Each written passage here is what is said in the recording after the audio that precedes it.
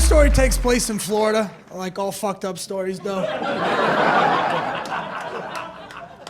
Now, I moved around a lot as a kid, you know, because I was raised by a single mom, just like everybody else I know. Does anybody even have a father anymore, by the way? I know they're out there.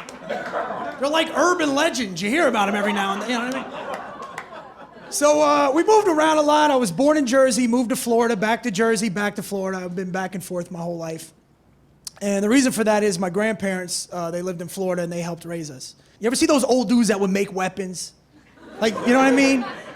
Like, you know, you ever see those grandpa weapons? Like he wouldn't make shit in his shed. Like he had a sock with like $900 worth of quarters in it, just fucking hanging there, tied in knots. No? You never had it? Like, all right, he would drive around in his Lincoln, under the seat of the Lincoln, he had an axe handle, right? It was like this big, with like tape at the bottom of it, I guess for grip. And a nail in the top of it, like, I remember as a kid going, what the hell is that for? He's like, just in case. Like, in case of what? Like, what are you, Braveheart? What is that thing, you know what I mean? So he was a man's man, you know what I mean? He fought in the war, he was just a man's man. And, you know, he knew how to fix shit. Which, by the way, our generation's just, let's be honest, if something happened in LA, we're all fucked. You know what I mean? We don't really have any real man skills, like, you know what I mean? The ability to get in a nightclub when you're not on a guest list is not a real survival skill. You know what I mean? Like, he was just of that ilk where he could build shit, whatever. And they used to get us babysitters, and me and my brothers were horrible. Like, we ran through babysitters like the Simpson kids. Like, nobody ever wanted to watch us. Like, we had this one babysitter, all right? We used to call her Ant Face, all right? But, but she was this big Southern woman, right? And she looked like this. And whatever, I don't know, do you guys know what a switch is? Okay, we were from Jersey, we had no idea. Down south, if you're acting up, they have this disciplinary thing called a switch, right? And she would be like, go outside and break me off a switch. You know, and I'm like, what the fuck's a switch? I had no idea. For those of you who don't know what it is, they take you outside, okay? They make you pick out a tree branch. You have to break it off, you give it to them, and then they hit you with it. Like, what kind of sadistic Hannibal Lecter type mind, like, why do I gotta pick the weapon you're gonna beat me with? You know what I mean? So the next time we were acting up, Ant Face is like, go outside and break me off a switch. And now I'm like, fuck you, Ant Face, I ain't falling for that shit again, right? So Ant Face goes, fine, I'll do it myself, right? So she went outside. We locked Ant Face out of the house for like 9 hours, all right? And and she was running around like trying to get in. We were messing with her, like we'd open the door and then lock it. Like, yo, Ant Face! And she'd run around, you know, and then we'd lock the door again.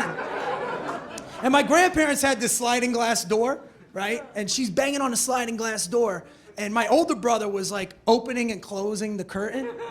And I was doing that little kid dance, so you're just like, right? So Ant Face tapped out. She didn't want to watch us anymore, all right? So my grandmother had to find this last-minute replacement, and I don't know where she found this woman, but she was just white trash. She was like pale, right?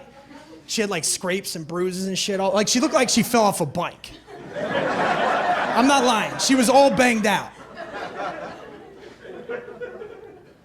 And her nickname was the Crazy Lady. That's what we would call her. Because every time she would say something, right, she would repeat the words to herself. You ever see anybody do this? She'd be like, you know, whatever the words are. Like, all right, she would do this. I got to do it for you without laughing. Hold on. I swear to God, she'd go, whatever the words were, she would always repeat them to herself.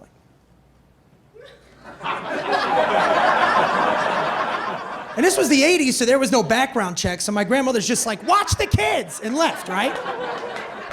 So the Crazy Lady would never make eye contact with you. She would just always look down, right? And, you know, and I'm staring at her, she's not staring at me. Doesn't say a word. Just peels off, goes in my grandparents' bedroom, lays on the bed, and talks to her boyfriend all day, which was cool with us. She didn't mess with us, we didn't mess with her. Day's going great. Well, end of the day comes, okay? And the Crazy Lady calls us into the bedroom. She's like, you kids get in here. I need to know if you cleaned your room, because if you didn't clean your room, you're not going to go to McDonald's.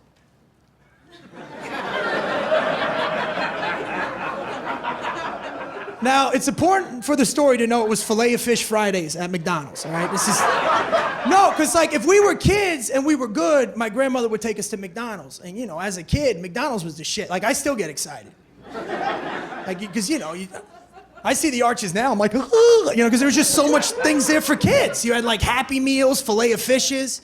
Like, I thought McDonald's was so cool. I had a cousin, Steve, that worked at McDonald's, and I used to brag that I had a cousin that worked at McDonald's. And none of my friends believe me. They're like, no, you don't. I'm like, yeah, I get extra shit in my Happy Meal, like I knew people. Right? So now we go to clean the room, because we want to go to McDonald's. Now, my older brother, Scott, he's 10, all right? I'm 6. My little brother, Keith, he's 3, but he don't count right now, okay? He's too little.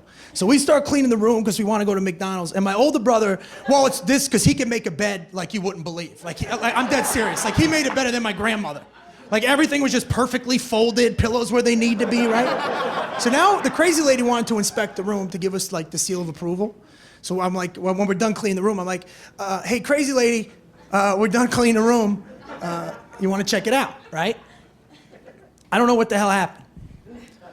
All right, because her head just started going 100 miles an hour, and she's looking at the room. She's like, wow. She goes, you kids think this room looks clean? It doesn't look clean to me! And just freaked out, right? Started messing the bed up, knocking shit off the dresser, skipping like a goddamn maniac, right? And I'm Roman Catholic, so my grandmother had those creepy saint statues. She bitch slapped St. Peter on the floor. So now my older brother stepped up. He's like, lady, why are you messing the room up, right? She doesn't say a word. She just pieces him, straight shot, just, right? She dropped him. I did the little kid thing where you laugh and then you freak out. Like, it was like, I was like,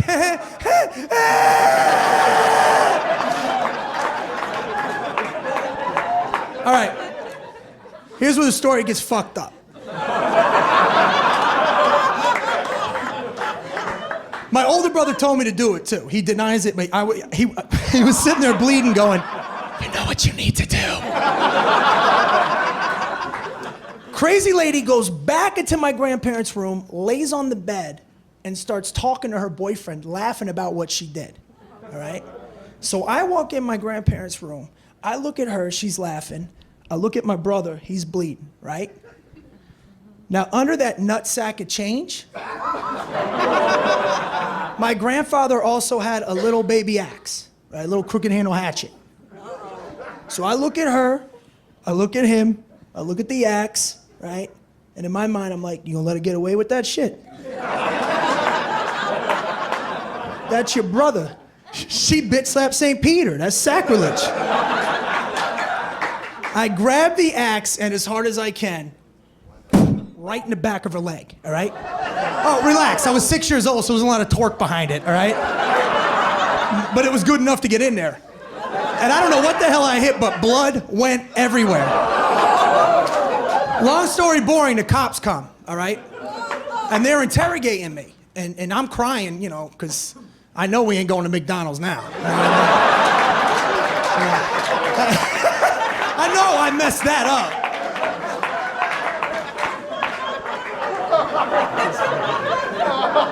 So now, right, I'm sitting there, I'm crying, cops are asking me questions. My grandfather comes home. Now, back then, no cell phones, no nothing, you know what I mean? He pulls up, sees the ambulance, the cops, right? He comes running in, he's like, what the hell happened? And you know when you're a kid and you're crying, you throw out one word? I'm like, Filet-O-Fishes! He's like, what the hell? I said, McDonald's. She told us to clean the room or we couldn't go to McDonald's. And Scotty told me to do it. And she punched Scotty in the face. He goes, whoa, what'd she do? Right? Beelines it over to her. Now she's all crazied out, right? She's got her blanket around her, right? Her father's acting like a bitch. He's like, I can't believe this. You know, he's acting all crazy, right?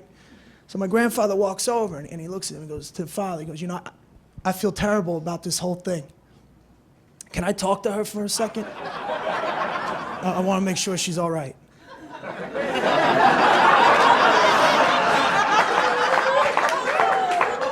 You okay, honey? You okay? Oh, you are. What are you, like 20? You're an adult, right? Like 22, 23? Listen, if you ever put your hands on my kids again, I'm gonna make one phone call, all right? I'm gonna have your father's head chopped off. He's gonna be wrapped in plastic and no one will ever find him. And you're gonna have to live with it for the rest of your life. And he looks at me and he goes, we're going to McDonald's.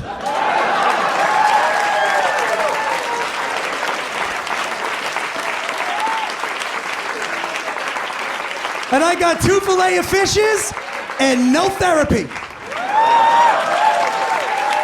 All right, guys, that's my time, man. Thank you.